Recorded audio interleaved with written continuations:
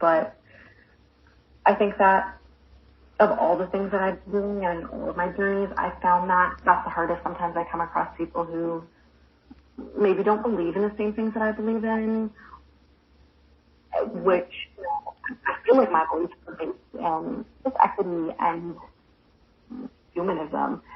So that's been a little bit tough for me, but I mean, sometimes, like, I'll still, be friendly and be nice, but, the possibility of a closer friendship has definitely kind of floated away. But I think that would be my answer to that question.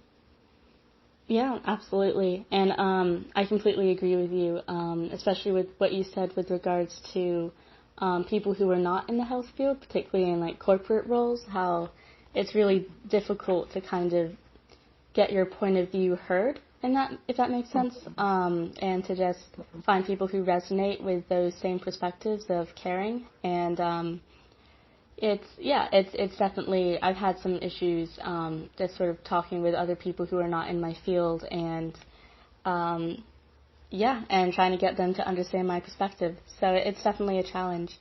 So the next question I would say is how, you kind of mentioned this a bit already, but how do your family and peers feel about your work in the advocacy fields? Yeah, this one, I think this one will be a short one. I think they're really proud of the work that I do, and I think that we actually support each other, because I know that my sisters are also very much about, advocacy, and we were raised in the same house, and so we're very close. So, they feel very strongly and positively about the work that I do. And same with my friends. Again, a lot of my good friends are from my master's program or are from the youth advisory committee that I participated in. So I've had a lot of really good support from that end, and I think it's reciprocal as well. I give it to them and they give it to me.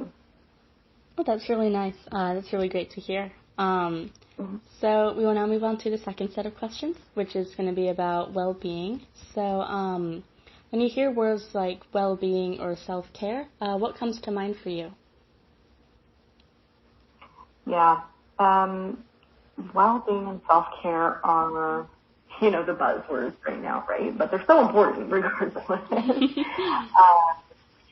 But when I think of well-being and self-care, I feel like I honestly didn't truly understand what that meant until earlier this year.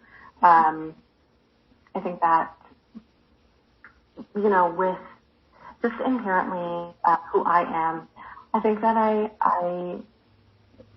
can care a lot about a certain topic or a certain issue or the way that